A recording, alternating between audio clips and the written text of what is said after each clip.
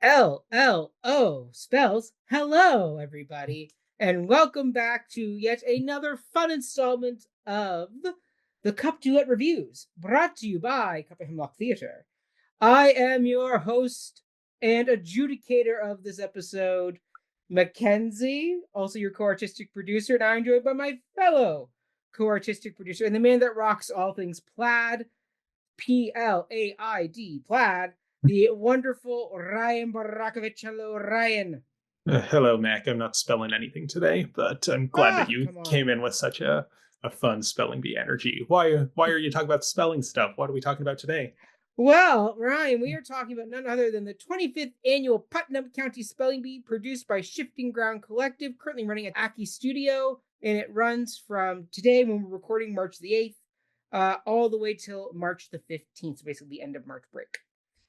But before we dive too deep into this, Ryan, what is in your CUP cup? So I have orange pico tea in my cup. It's funny, they gave us honey at the show, very much on theme, in this little goodie bag that includes an advertisement for the company, a little pot of honey, and a little fidget toy, which I appreciate. Yeah, playing with it during the show. Yes, it's very handy for my little fidgety hands. Anyway, I bring up the honey. I forgot to put it in my tea, but it's sitting here next to my tea. Do it now on camera, Ryan. No, that seems like a waste of our time. But I will look forward to using it later. Perhaps the next time I have a cold, which is really the only time I put honey in my tea. I always put honey in my tea. Yeah, but I will say that the cup I'm using today it's one I've used on the cup many times before, but maybe not so much recently. It's my Sad Ibsen Theater cup, because that is the theater company that I founded when I was in my last year of theater school, which, much like Shifting Ground Collective, is a collective started by people who, while they were still finishing up their theater training at a university. So I felt like,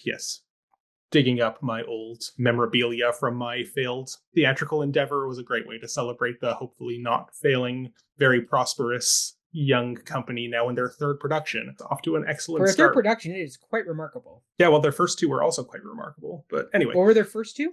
So they did Ordinary Days was the first one, and then Merrily We Roll Along was the second. That's right. I did want to see Merrily, but couldn't get a ticket because it was sold out. It was so popular. Yes, as these plays are wont to do. So if you think this sounds interesting and you really want to get in on the ground floor of this up-and-coming, exciting company that is frequently quoted as Move Over Mervish Productions and musical stage company by Glenn Sumi from the Toronto Star, this is a show you might want to see.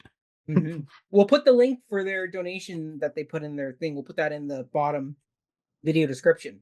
Yeah. Help support thriving young people making exciting, transgressive musical theater here in Toronto. Yes, that's right. On an independent budget. How about you, Mac? What's in your cup today? I am drinking some no sugar Gatorade tonight. It is a mix of orange and fruit punch is what I did with my two little water packets there. Neat. So, and you didn't put your honey in it? No, I didn't put honey in it. I'll probably have honey in my tea tomorrow morning before I head off to a very early day of work. Why, do you have a cold? No, I just like honey in my tea. I know. I like honey in my TEAT. Not to be confused with TEE, which is a golf thing. I know how to spell. So, Ryan, were you a big speller in school? Did you do spelling tests and things like that? We did spelling tests in school. Yeah, I don't remember if I was good at them or not. I think I was fine. I feel like spelling tests, I don't know, my recollection of it was like you were given the list ahead of time, so as long as you just like studied it. You had a week to prep. Yeah, so like every week was a different list of words. It was just like a rote memorization thing, more so than like how skilled aren't you at the craft of knowing how to spell words. But no, I never did spelling bees. I'm actually like terrible at like orally spelling. I can spell fine when I'm like looking at something and writing it, as is a trick that the characters in this play do. They write it on their hands or with their magic foot on the ground. But no, anytime I have to spell something aloud, I choke and mess up, even if it's a word that I actually do know how to spell. Not great at that kind of. So then you're more like a brick heck from the middle in this case. Yes, I suppose I am.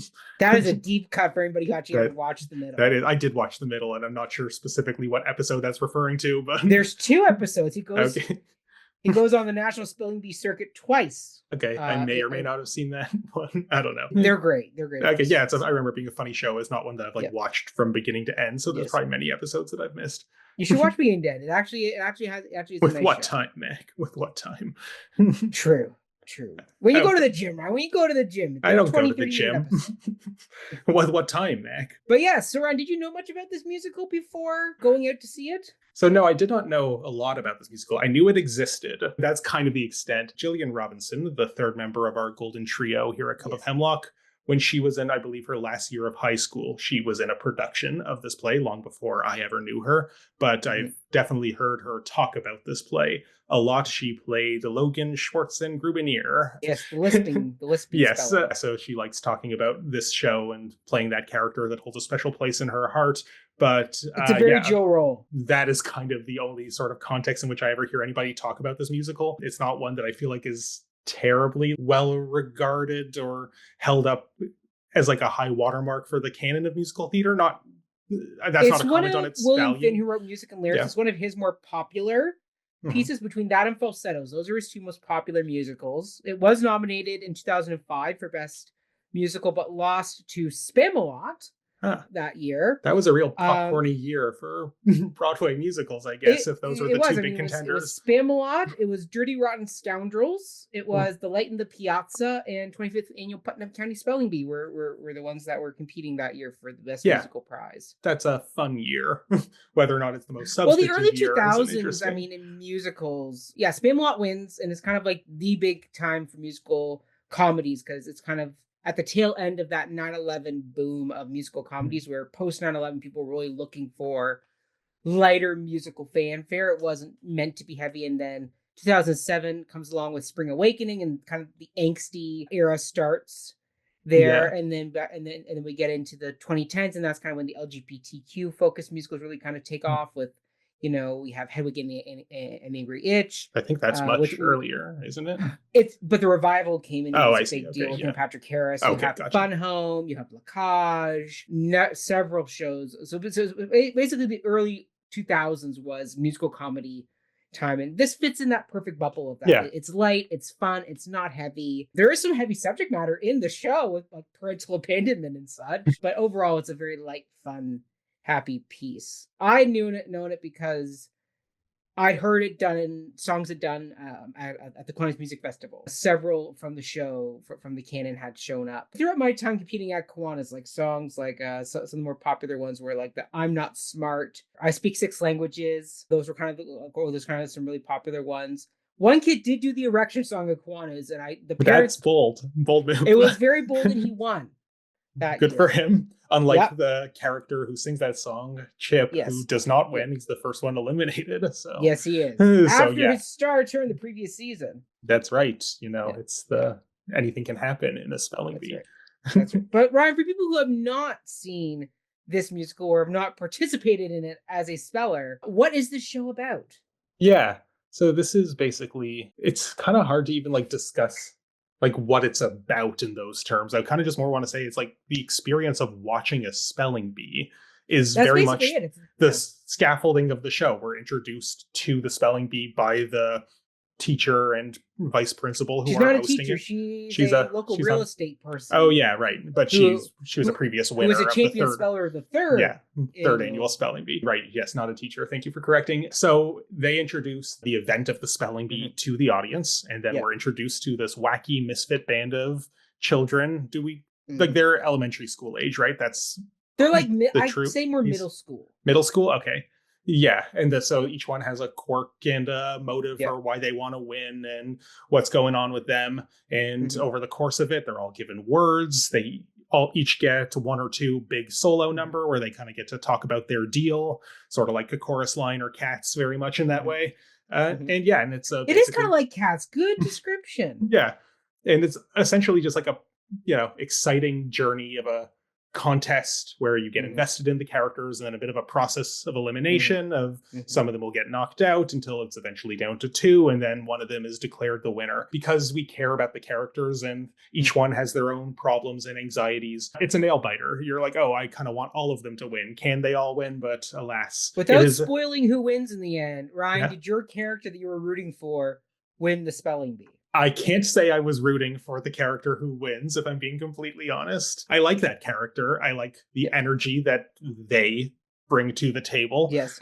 But I'm not sure if there was like a specific horse that I was backing personally. There's a few that I would have been like happier to see them win than others, but there's like no character who's like the villain that you hate and that like, oh, anyone but them. I can't say I had like a champion who I was really rooting for.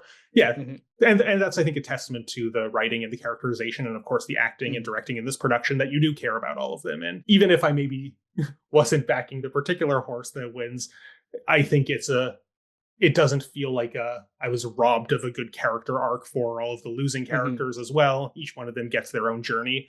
And in particular, this production, I don't know if you happen to read the program note or the notes, that the director note by Jenny Walls in here, where and there's also this producer's note by Colette Richardson, one of the founders and leads of Shifting Ground Collective, where it seems like they really leaned into a neurodiversity angle for this production. And that's something that is talked about in both of these program notes, and specifically how it's too easy to look at this show and think that it's treating the eccentricities of the characters, specifically the children, as the butt of a joke, that haha, aren't they so weird? When if you think about it from a neurodiversity perspective, you're like, no, they're not weird. They just all experience the world in their own unique ways, probably due to some diagnosed and some non-diagnosed. Which is a much more modern perspective, because I guarantee when this show was originally done in 2005, there was no thought of that. It was kind of the classic comedy route of let's give each of these kids something quirky and funny that makes it fun for the audience to watch them. Yeah. And we can talk maybe more so post-spoiler if we think this angle works. Does it fit perfectly? Does something that was not written with that in mind lend itself perfectly to that kind of interpretation? Because I don't believe that there's any kind of major rewriting done here. I think there's some sort of decisions about which songs made it into it and which didn't, and perhaps some of that arrangement and how the characterizations were played by the actor in conjunction with the directing. That's a conversation perhaps more so to get into post-spoiler. So yeah, that's in a nutshell what the show is. One kind of extra little gimmicky quirk that this show has is audience participation in a very unique, structured way. So it's not, if for people who are afraid of audience participation, don't worry, you aren't going to get called upon in the audience. This is something that is decided in advance of the show, where you can sign up if you want to be a guest speller. Where if Jill was there, she would have signed up. 100% she would have. And basically, so 4 people from the audience who've agreed to this in advance get called up onto the stage, and they are just contestants in the spelling bee. And as we're going through the sequence of various words getting called upon and the contestants having their turn to spell, they are part of it. And when they get words correctly, good job to them. They continue to advance. And when they get one wrong, they are eliminated and are sent back into the audience with the sad goodbye song. And a juice box. And a juice box. And I will say, to the 4 spellers we had in our audience, they were pretty good. They were pretty good. Only one of them got eliminated on their first word, and the one who stuck around the longest of them, they did an excellent job. Like they knew their words, they knew their spelling. One of them was like this obscure Scottish word that has very little English counterpart, appears in like one Robert Burns poem, and they nailed it. And to the point where by the end of Act 1, they kind of need to do away with the audience participants so we could just focus on the top 5 of the actual characters who matter. And they actually had to exhaust a few extra words to knock out this last contestant because they were so good at spelling. At least in our showing, it'll be very different from night to night for any other performance. I don't know, anything you want to add about summary, or do you want to get into general appraisals? No, I think you summarized it great. I mean, I mean, this is such a fun show. I mean, we haven't covered it on my other podcast before the Downbeat yet. We've done other William Finn pieces. We have yet to do 25th Annual Putnam County Spelling Bee, but after doing this outing, I may have to bump it up the schedule. Be like, Scott, we got to do it, and bring Ryan on for it. Yeah, I don't know if I have much to add. Bring one of the Shifting Ground folks onto it. I'm sure they'd love to talk about it. That's not a bad idea. Good thinking there, Ryan. Good thinking. Good. Hey, Shifting Ground folks, if you're watching this, Beyond Max Musical Theater Podcast, reach out. Basically made for you. Yeah, exactly. I thoroughly enjoyed this production. It was heartfelt. I thought the chemistry between the cast was very well done. Like Olive and Barfay there. Yeah, Barfay. You pronounced it correctly. Yeah. I'm noticing in the program here there is not an accent aigu on his name. Tisk. Yeah, so either he's wrong about how his own name is spelled, or the program is could be- playing up the He hilarious could have been bullied to the mispronunciation. point where he tried to make up something by saying that there's like a missing accent aigu, ergo it is parfait. Yeah, not barfy.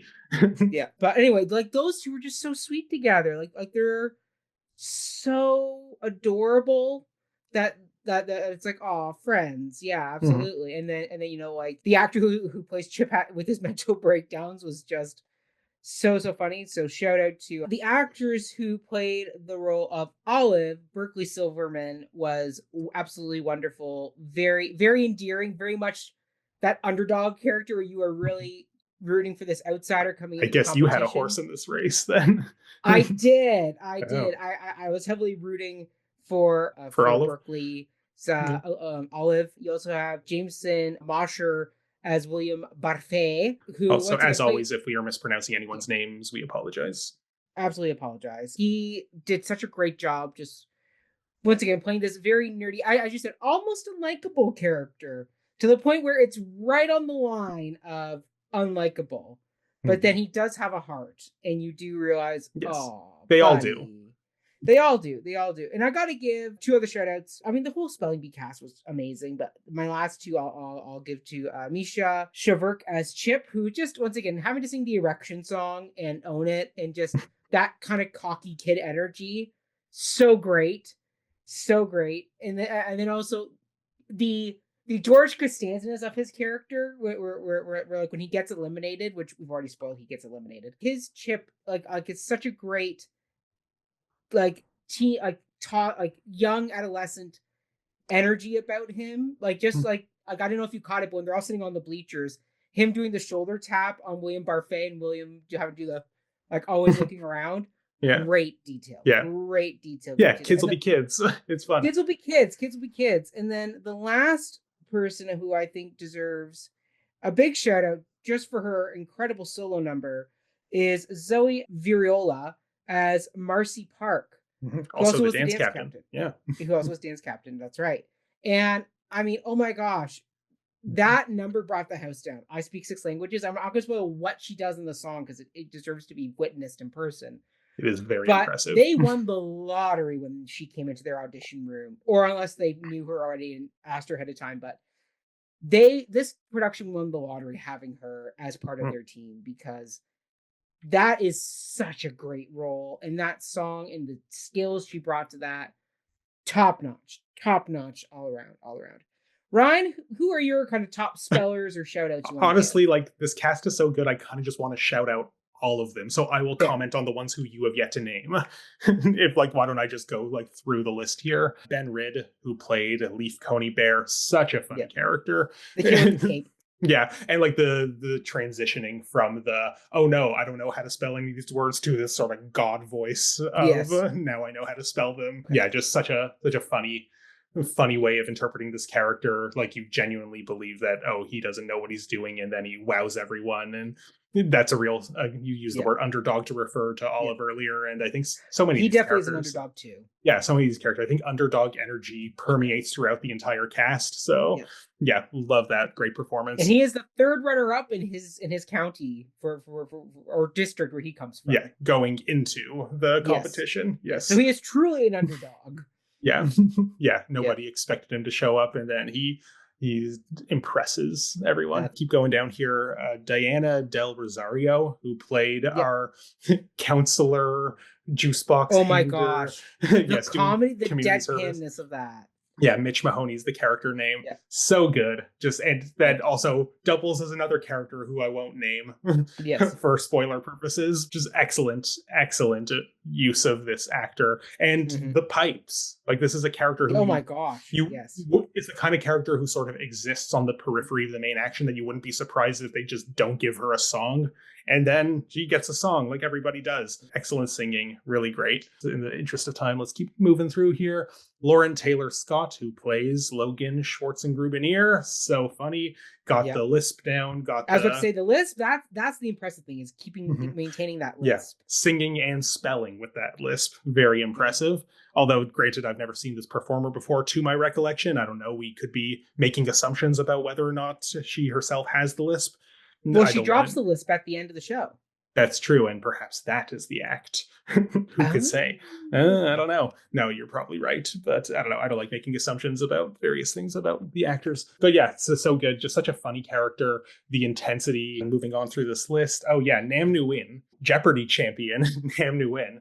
It's such a Really? yeah. So local playwright. I don't know if you saw Fringe a number of years ago. Perfect Bowl of Pho. So that show. Yeah, I think I actually did see that one. Yeah, so he wrote that, and he was I believe one day Jeopardy champion like a year or two ago. And if you actually look in his bio in the program, like that's all he has to say, just that like I was a Jeopardy champion on like April 22nd.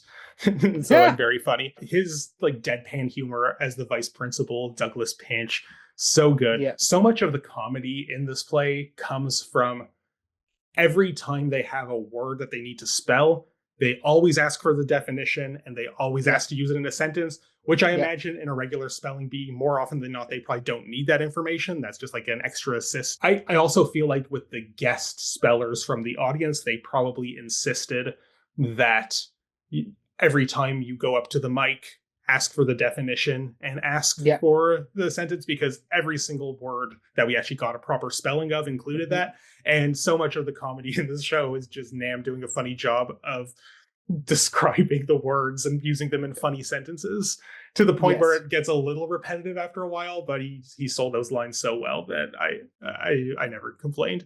Who's next? Oh yeah, so Olivia Daniels, who plays the real estate agent, former winner, who's also hosting. I think she's like a Rona.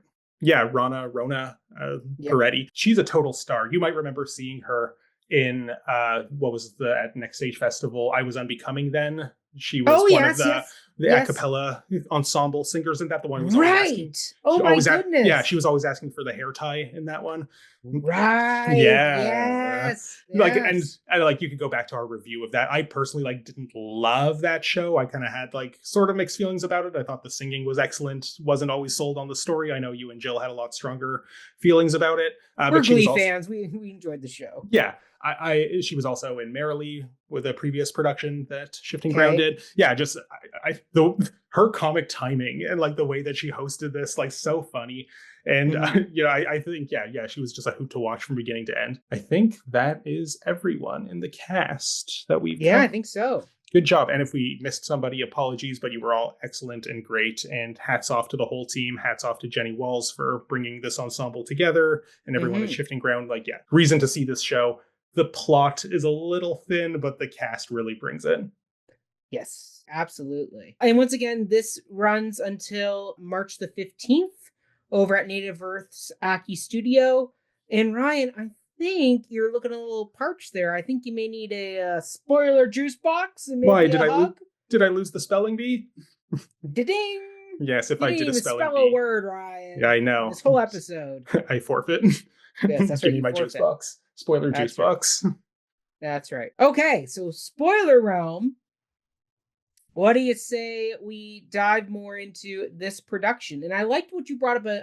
Let's dive into those production notes where Jenny, as the director and also the producers, mentioned that they wanted to kind of focus on neurodiversity as an element to these characters that maybe wasn't there in the original writing. I can guarantee it wasn't in the original writing of the show. So Ryan, did you think that part came through, or is that something that was more talked about in the rehearsal room and then that's kind of there for people who want to read it that way? So I will admit I read the program notes not while sitting in the audience before the show started, but when I was on the streetcar on my way home. I didn't have this in my head of, okay, let's watch this show through a disability lens.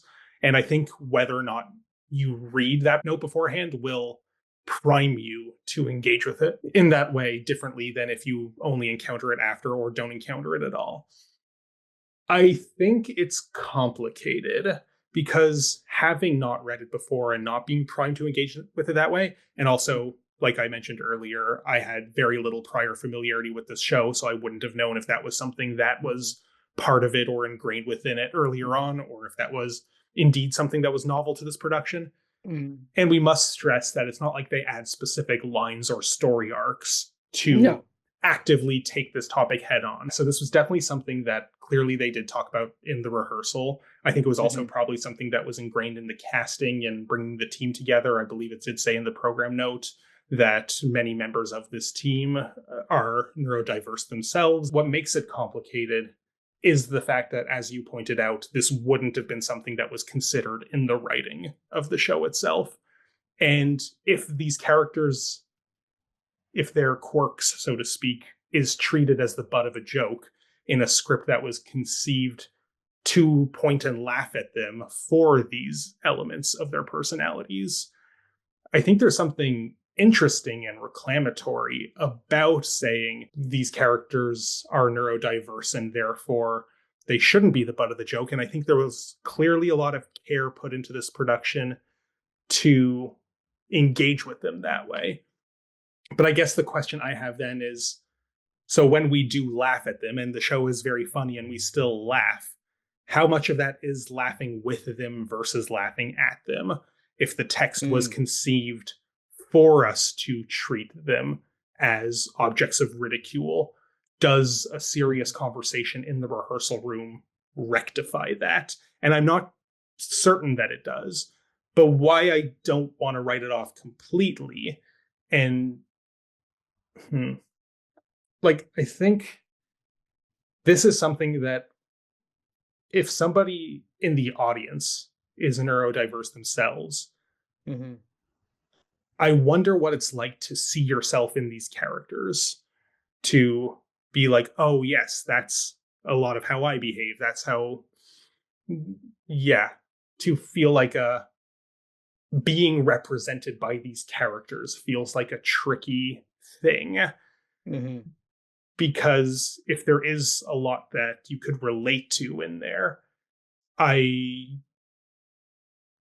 we either lose the joke in the spirit of empathy, or we keep the joke and continue to ridicule. Do you get what I'm kind of saying? Like this, like there's a tension there that I don't know. Yes. Yeah, no, like I totally am with you there. Like there is a tension because if you don't read the program, this is once again why I always advocate for printed programs. So it kind of forces you to read them versus just scanning, and then because I didn't have a chance to really read it until I was on the streetcar. Yeah. But like this definitely wasn't something that was in the original production, and so. But this is why I enjoy reviving musicals and plays in general, is because you can re-examine things, and I think it definitely gives a new element to examine in the rehearsal room, even though I don't think that really came through in the actual production itself as like a major, like big beacon, like this is about neurodiversity. Because I remember as a kid in like gym class and, prepping for tests, like my teacher actively teaching me, and it's like, hey, get a rhythm. Like, if you have to tap your pencil 3 times before answering a math question, tap your pencil 3 times. Like get that rhythm where like you're on the basketball court, and before you take a shot, you for a free throw,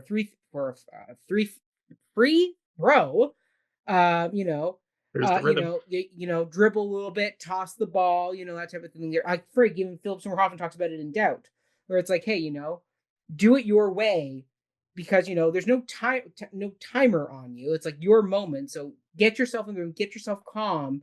So I never actually read their little quirks, we'll call them, like the foot spelling, or the word the spelling on the arm type thing, or speaking behind the mouth. Well, those are just treated as strategies for doing well in this competition. That's exactly that's how I looked at that. Like I never thought of neurodiversity till I read the production note afterwards. I think it was definitely something that is interesting to discuss in the rehearsal room, to humanize them and give them a more human. Because once again, in the rehearsal, you could play these characters very broad, very Looney Tune comedy, but in the rehearsal room, by grounding the cast in hey, these are not Looney Tune cartoon things they're doing it because of X. I think that helps ground the characters, and I think it did give the characters a lot of heart. Like watching Logan react to their parents fighting and having that really, stressed reaction with the hair like things like I picked up on that like compulsive attitude there, like those little things like that. Anyway, point being is I never thought of them in the moment as neurodiverse. I thought them more as these are the quirks these kids have come up with to help them be the best at this competition. I mean, even in the middle, Brick's dad talks about, Mike Heck talks about, find your rhythm. Like, Now, mind you, Brick has other quirks like his whispering that kind of trip him up in the end of the Spelling Bee episode. But that being said, like, that is a strategy to competition: is do a ritual, do a routine, get yourself. I mean, actors backstage will do a ritual or a routine. I mean, I remember before going out on stage, every time I would say a quick little, prayer before going out, saying, "Hey, let me have a good show, keep me grounded, keep me focused." You have that internal thing there. Like, it wasn't something I had to do, but it was something I did, and so it's interesting. And then the fact that they use almost like the Karate Kid, like sweep the leg, where it's like, trip up the kid with the magic foot, trip him up, and yet he wins without it. Yeah. Um, so something there, it's like, I don't think it was an active part of the production. I think it was more used as a really good way to build character and humanize the characters, and not and keep them grounded and not let them stray too far into over the top comedy. Yeah, I I guess. don't know if I'm making any sense. No, you are. I guess a follow-up question I have for you, sort of riffing Mm-hmm. off of something you just said there, is how important is it that this be legible to the audience for it to be inherent to what this production is doing? I guess that's kind of where I'm sort of sitting with this. That, Mm-hmm. like, is it very essential that everybody, regardless of whether or not they read the program note, can leave the theater being like, oh, wow, what an interesting disability lens that we've applied to this musical that otherwise didn't have it? Or could it just be something that was discussed in the rehearsal room that might resonate with certain audience members more so than others if they pick up on the specific cues? And nonetheless does find ways of, like you said, humanizing the characters who otherwise could have been Looney Tunes. Right. Right. Yeah. Once again, I don't think everything that's talked about in the rehearsal room needs to be brought fully out on stage, particularly if it's like an internal character thing, unless it's something where it's like, this show is actively now about neurodiversity and the struggle these kids go through in like their daily lives, being neurodivergent. And the Spelling Bee is the only spot that they have some connection to whatever, to being social. I don't know, but yeah, I don't think everything that's discussed needs to be like an active beacon. I think once again, what's discussed in Richmond was a lot of time meant to help the cast, help the cast become grounded in the roles that they are playing.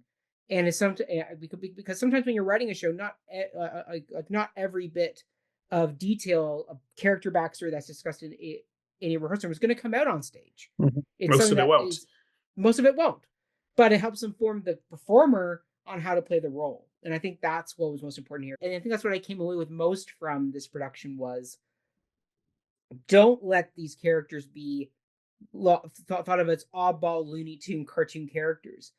These are just kids at a spelling bee who are taking it really seriously, and these are the ways they cope with that. I mean, the fact that now that we're in spoiler juice box territory, Marcy's character is struggling with being a perfectionist and has to have a talk with God or Jesus, Filipino Jesus, to, give herself permission to lose. I think it's such an interesting look at like how we push kids today, where, it's not good enough that the kid can speak 2 languages. No, they got to speak 6 languages. You know, it's that level of focus and dedication that we push our children to these days. Like the fact that kids today like aren't even allowed to enjoy being kids. They're we're thinking so far down the road of, hey, we got to have them knowing math and spelling and reading by the time they leave preschool now, almost. When when you and I grew up, that wasn't really an active thing. Like, I didn't start spelling tests till I was in grade 1 is when I started. And that was like 5 words. And obviously by the time you got to grade 8, it was like 25 words and you had to know the definitions. So you use them in a sentence as well. But you build up to that. And nowadays it's feeling like you got to start this at a young age. So seeing these kids struggle with that, really, where like that element of the story really resonated more with me now. And at my age, looking ahead to potentially one day, hopefully having kids of my own, being like, do I really want to be, Logan's parents who, are actively trying to sabotage other children? I hope not. I hope not. I hope not. I think this musical has a really interesting commentary on parental figures because what's his name? Cape Kid. Leaf? Yeah. Leaf, Yeah. he comes Leaf from, Coney Bear. I would say borderline verbally abusive family. Who are very cruel to him. We don't really see Barfay's family, but it sounds like they're supportive. Olive's family is not present at all. Yeah, very absent. yet very absent to the point of concern. Chip's family seemed to be relatively normal. Maybe, we don't see them either. But the family members we do hear about are not great parents. So Yeah. I think that's something that there's a commentary there more than neurodiversity. But once again, I don't think that is something Yeah. that was, but I think that's okay. I think that's I okay that it wasn't in the show, but something that the cast talked about and humanized and gave them another human element to play in the story. Yeah, I don't think If it's that an makes any either. sense. I don't want to Yeah. ramble there. Yeah, the one thing I'll just kind of add to that is I don't think it's necessarily an either or. It's either about bad parenting or neurodiversity, that I think Mhm. like both can coexist. And especially if you are a neurodiverse child, you need even Mhm. more so from your parenting Yes. and how you're raised. The types of conditions of parenting that we do see in the show can amplify those issues that might otherwise be easier for the kids to control if they had different Mhm. rearing. One last thing before we kind of move away from this topic is Mhm. that in Colette's program note here, she mentioned something, and this is something I wouldn't have been aware of at all because I'm not familiar overly with this musical from prior. But apparently, they cut their favorite song from the show, which Oh, what is song is that? "Why We Like Spelling," which is a song that where it has specifically has lyrics. We like spelling; it makes us feel normal. And in this program note, she encourages people to like listen to this song on the drive home. I don't know why they cut it because you'd think that this song in particular would corroborate the reading that they are I applying totally to the forgot show. about that song. Yeah, because we didn't see it tonight. I did just listen to it now prior to us beginning recording. And yeah, you'd think if this was the angle Oh they wait, were hold on. taking. So this song, so it says here under Wikipedia. So take this with a grain of salt. Okay. It says there's a song on the cast album called "Why We Like Spelling." This song is sung by all the spellers, but not in the Broadway production or in licensed productions. So perhaps it was a rights thing that prevented them from. That's what it sounds more like. It sounds more like it was a rights thing because it sounds like it's not in any licensed production and not in the Broadway production either. So I don't know where That it was used. that's interesting, and I would have liked to think, like, I don't know William Finn's representation or how Mhm. litigious he is in terms of what they do or do not allow in various productions, but I would Mhm. like to think that if I wrote this musical and somebody approached me being like, I have a pretty novel idea for how we can Mhm. breathe new life into this, and it's predicated on this disability angle, and you know what, this one song that isn't in this licensed version would lean into that pretty well. I think I would be like, yeah, you got Moxie, kid. Let's see it. Right. I would want to let them include that. So yeah. Anyway, I don't want to. I'm certainly not now knowing what you just added here. I'm not going to fault Shifting Ground for removing this song from the show, especially since, as this note indicates, it's all of their collective favorite song and is brought Yeah. up in the context of how fitting it is with this angle that they did take on the show. But yeah, Mhm. just felt like that's worth pointing out. So that would have added maybe a more direct signposting of exactly the thing that we're feeling isn't necessarily signposted by the performance itself. Right. I want to bring up something that you brought up on the way as we left the theater. Sure. Because normally when like we talk about a musical, one of our first questions after our "What's in your cup" question is, "What was your favorite song?" And Yeah. you and I both came away, and it's something I talked about with William Finn before. Is he is a lovely songwriter, but his songs are not. I don't want to use the word hummable because they are hummable, but they're not ones that I actively go back to or actively remember. Yeah, they don't stick.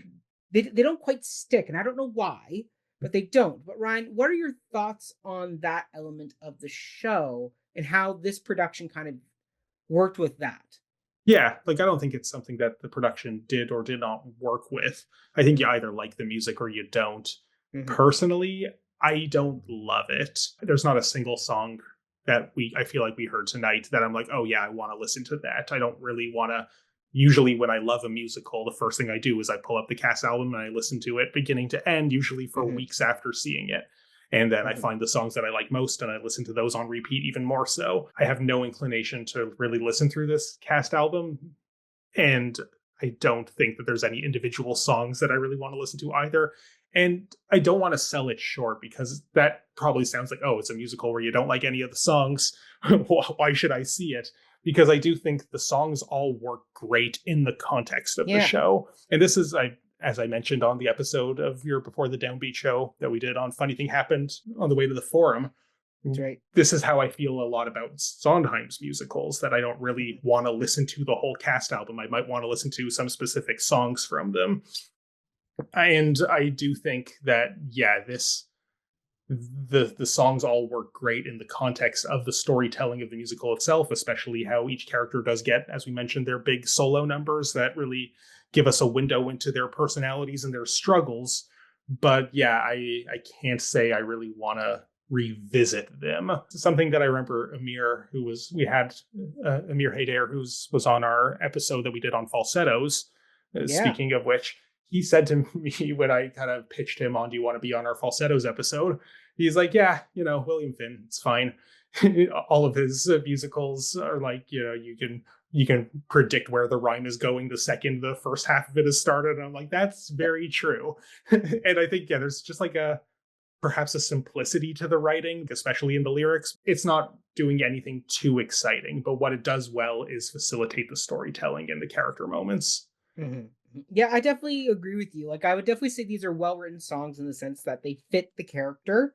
Like, they do, like, the juvenile spelling songs do fit. But at the same time, I do agree with you that they're kind of just there to move the plot. Because the fact that this was based off a play, so the musical is based on an original improvisational play created by Rebecca Feldman called Crepuscule, Crepuscule. The title is spelt out as if you're spelling the word. So that's why I spelled it. Nice. So it's based off a play. So when you're basing it off a play, that means you're now kind of filling songs in versus organically having moments that necessitate a song. Yeah. In that sense, you're kind of going, okay, if this is based off a play, then we're adapting it into a musical.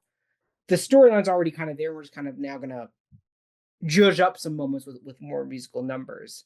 Like, I definitely say the opening number is a lot of fun. The 25th annual Putnam County Spelling Bee. Yeah, like that's a classic type of opening number. It sets up the setting, the plot, what's going on. Yeah. Oddly enough, though, I find opening numbers are rarely my favorite song in any musical. But yeah, like even going through the song list, like I Speak Six Languages, that's the one that stands out to me. But it's not one I actively hum. I more remember for all the amazing basketball tricks and things like that our Marcy did in her performance, or the fact that My Unfortunate Erection / Distraction Chip's Lament song is more memorable because of the situation. Because it's just a funny thing that he's talking about more so because the song itself is so good. Yeah. Right. But yeah, there's other moments like Pandemonium. Couldn't care less about it.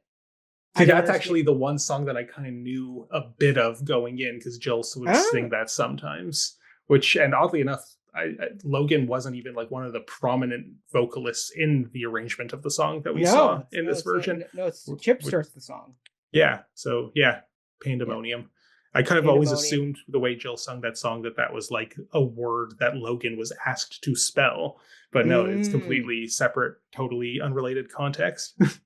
Yeah. Anyway, but yeah, no, I just think it's one of those interesting musicals where the songs are there, but I wouldn't call them the standout. Yeah, it's more the whole premise with the improv and the audience interaction. It's the collective whole piece together.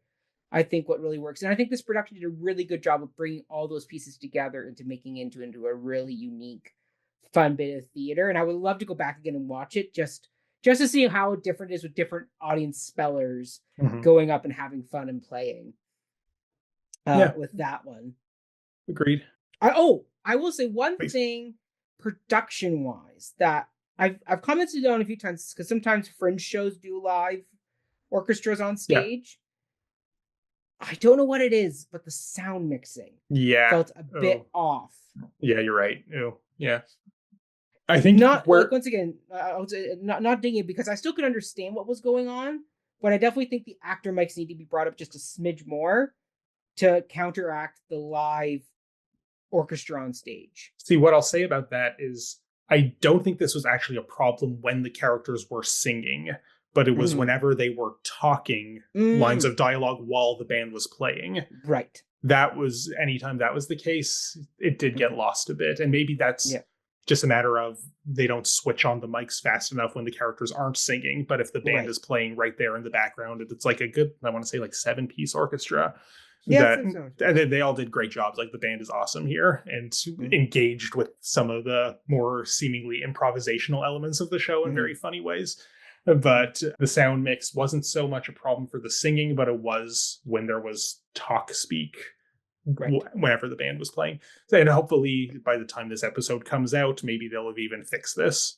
So this is certainly not a reason to not see the show if anyone was concerned about it. Yeah, no, I definitely wouldn't say sound would be a deterrent for like not seeing the show. Like I think this is a stellar production that actively warrants being seen. And so I have nothing but overall praise for this. I mean, the sound's a minor gripe in an overall terrific production that's been pulled together. So I got nothing but high praise for this piece. Absolutely.